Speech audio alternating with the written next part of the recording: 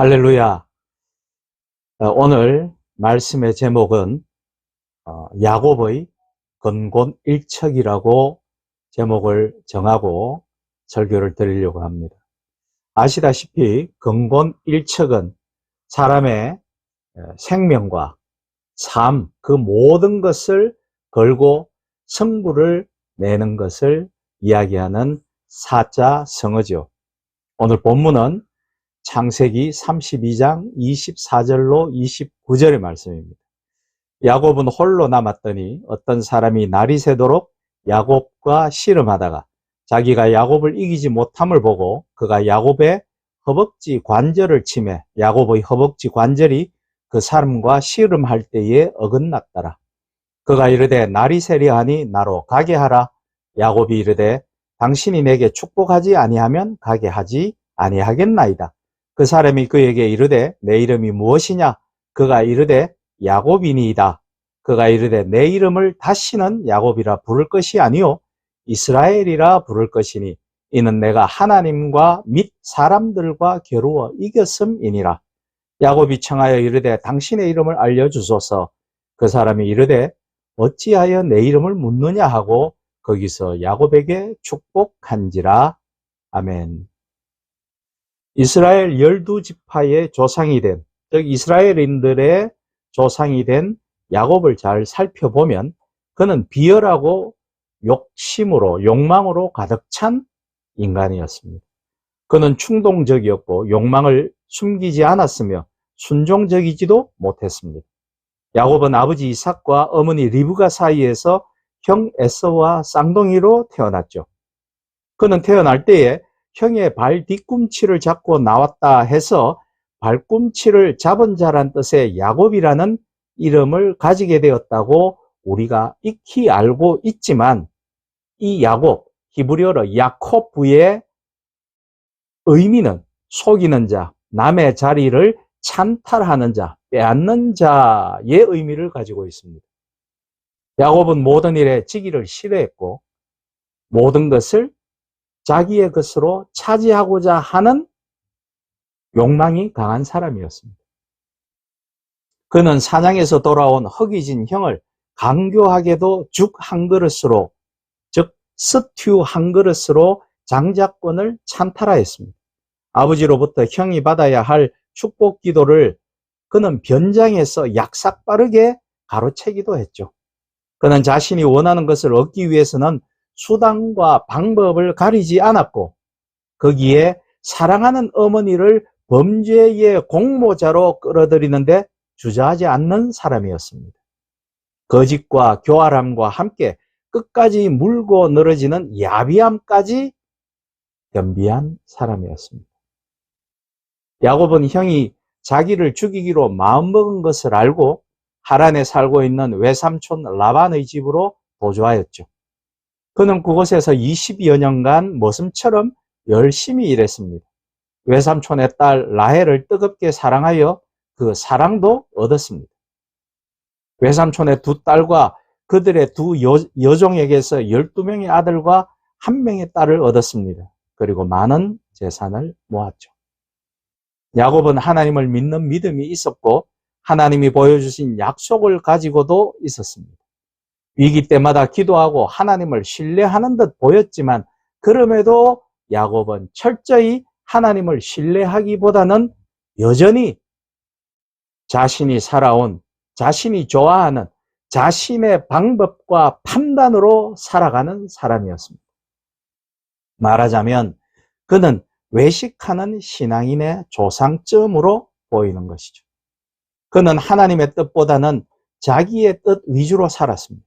하나님이 자신의 인생의 주인이기보다는 자신이 자신의 주인이고 하나님은 자기의 성공을 위해 자신이 필요한 것에만 응답하고 공급해주고 허락하는 필요 대상일 뿐이었습니다. 야곱은 외삼촌과의 갈등으로 처자와 모든 재산을 가지고 고향으로 향했습니다. 그런데 고향에는 동생의 배신과 분노를 어찌하지 못해 보복하기 위하여 자신을 죽이려고 했던 형 에서가 기다리고 있었습니다. 더구나 야곱의 귀양 소식을 듣고 형 에서가 400명의 용사를 거느리고 오고 있다는 소식을 듣고는 그는 두려움에 빠져들었습니다. 야곱은 많은 가축을 세 무리로 나누어 차례로 선물로 줌으로 에서의 마음을 돌리고자 했습니다. 풀고자 했겠죠. 그리고 형의 공격을 받을 것을 대비하여 가족을 나누어 이동시켰습니다. 그는 하나님의 도움을 구하는 기도를 해놓고도 금방 돌아서서 자신의 판단과 계획을 믿는 자신의 방법만, 자신의 내가 복음만을 고집하는 사람이었습니다. 그는 바로 다름 아니라 우리들의 대표자인 것이었습니다. 이런 야곱이 하나님을 완전히 새롭게 만납니다.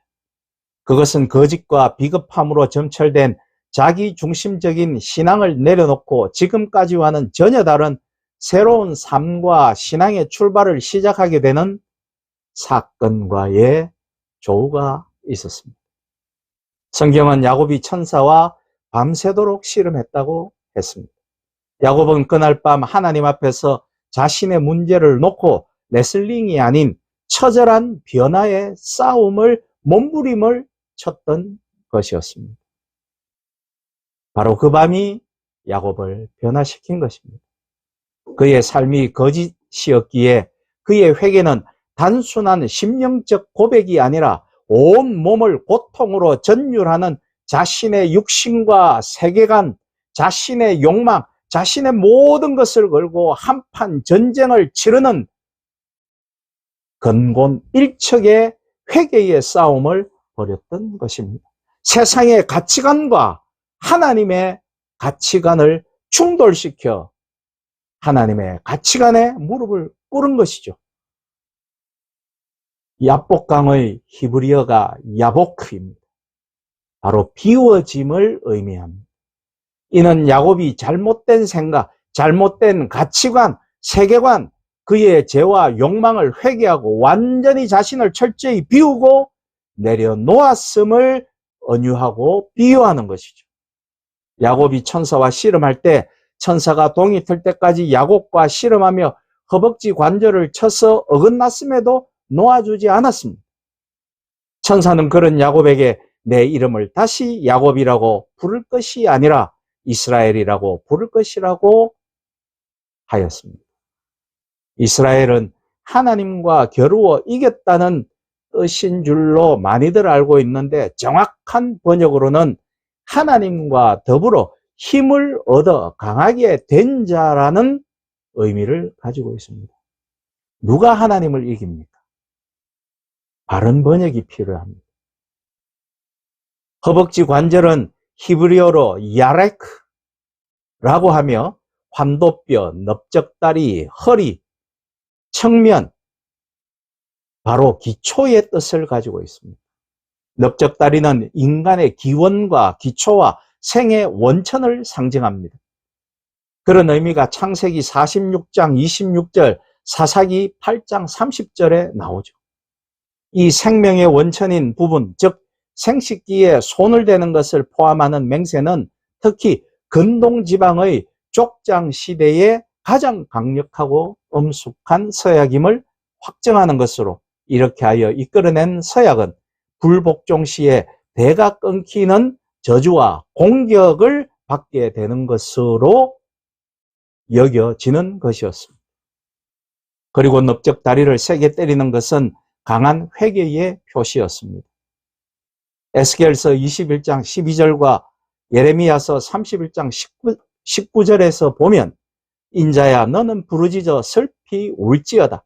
이것이 내 백성에게 임하여 이스라엘 모든 고관에게 임함이로다. 그들과 내 백성이 함께 칼에 넘긴 바 되었으니 너는 내 넓적다리를 칠지어다로 되어 있으므로 알 수 있습니다. 그러므로 천사가 브니엘에서 야곱과 씨름할 때 야곱의 넓적다리를 세게 쳤다라는 것은 사실 야곱의 삶의 근본을 바뀌어 주는 것을 나타내는 것으로 여겨집니다. 더구나 이런 사실은 브니엘이라는 지명에서도 드러나죠. 브니엘은 하나님의 얼굴을 뜻합니다. 즉 코람데오, 하나님을 마주보다 의 뜻과 같이 하나님의 진면목, 즉 야곱을 향한 하나님의 뜻, 하나님의 사랑, 그분의 은혜, 그분이 주시는 복과 드디어 조우했다라는 의미가 있겠죠. 야곱은 자신의 아내들과 자녀들로 야복강을 건너게 한 후 홀로 남았습니다. 야곱은 그곳에서 하나님의 사자 천사를 만난 것이겠죠. 천사를 만났다는 것은 하나님을 만났다라는 것입니다. 홀로 있다라는 것은 진실하게 하나님을 만날 수 있는 조건이고 우리를 변화시키는 절대절명의 기회가 되는 것입니다.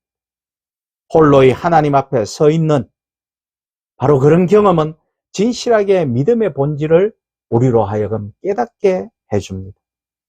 야곱도 그것을 깨달았다라는 뜻이겠죠. 우리 모두 그러한 체험이 있어야 합니다. 홀로이, 외로이, 철저히 모든 것을 버린 채, 비워둔 채 하나님을 만나야 하는 것입니다. 그래야 삶의 변화가 있는 것입니다. 그래야 인생이 송두리째 바뀌는 것입니다. 많은 사람들은 홀로 있기를 불편해합니다. 그러므로 모여서 떠들어대고 당을 지으며 소란을 피웁니다. 그러기에 진실함이 없고 무모함조차 묻어나는 것이죠. 왜 내가 여기 있을까? 내가 왜 이렇게 되었을까? 나는 지금 나의 삶을 옳게 걸어가고 있는가? 내 믿음의 여정은 제자도로 이어지고 있는가? 라는 진실한 물음은 홀로 깊은 묵상과 기도를 드릴 때에만 할 수 있는 질문인 것입니다. 예수님은 홀로 하나님과 함께하는 고독한 시간을 귀하게 여기셨고 우리들에게도 그렇게 기도하라고 주기도문에서 말씀하셨습니다. 하나님께 진실한 모습으로 한적한 곳을 찾아 그곳에서 하나님 아버지와 함께하는 시간을 가지셨습니다. 우리에게는 문을 잠그고 골방에서 기도하라고 하시죠. 그곳에서 주님은 자신의 뜻이 아닌 하나님의 엄중한 뜻을 깨우치고 받들게 됨을 우리는 알고 있습니다.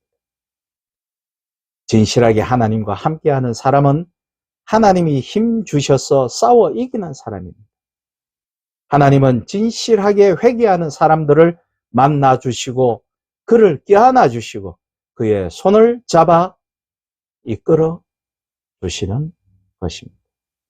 예수님은 바리새인들과 사두개인들과는 항상 싸움하셨습니다. 진실하지 못했기 때문이죠, 그들이.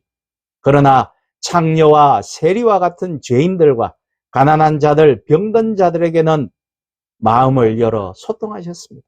왜냐하면 그들은 있는 그대로의 진솔한 모습으로 예수님께 다가왔기 때문입니다. 하나님은 우리와 진실하게 만나셔서 우리의 문제와 깊이 씨름하기를 원하십니다. 그리고 우리로 하여금 하나님과 함께하여 이기는 사람이 되도록 우리를 도우시기를 원하십니다. 하나님 앞에서 내가 깨어져야 합니다. 나라는 인간의 강한 고집과 교만과 욕망, 그리고 내가 절대적으로 믿는 나의 능력, 바로 그런 환도뼈가 꺾여져야 하나님을 마주하는 강한 사람이 되는 법입니다. 하나님은 야곱을 부러뜨리고 깨트려야 했습니다. 왜냐하면 그를 너무도 깊이 사랑하셨기 때문이죠. 우리를 너무도 깊이 사랑하십니다. 그러니 우리가 깨어져야 하는 것입니다.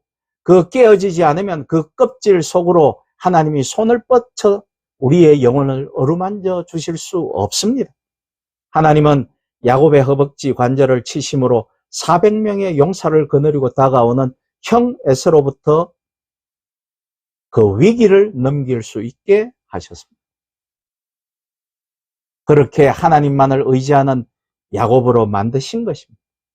그리고 새로운 인격과 성품의 사람인 새 사람 이스라엘로 세워주셨습니다. 사랑하는 여러분, 우리는 지금 어쩌면 하나님과 씨름하고 있는지도 모릅니다. 벼랑 끝에 섰어도 아직 하나님의 뜻보다는 내 고집과 주장과 받고 싶고 되고 싶은 것만을 하나님께 내세우고 있지는 않습니까? 아직도 하나님께 항복하지 않고 있습니까? 그렇다면 그것은 하나님께서는 우리를 부러뜨리시고 깨트리셔서 우리로 완전한 하나님의 사람으로 세우시려는 근본일척의 실험을 아직 치르지 않았다라는 의미가 될 것입니다. 그렇다면 야복 강가로 모든 것이 척박한 광야로 떠나시기를 권합니다. 그곳에서 하나님을 만나 목숨을 건 근본일척의 한판 씨름판을 벌이시기를 소망합니다. 무너지고 부러지고 깨어져서 새로운 하나님의 사람이 되시기를 소망합니다.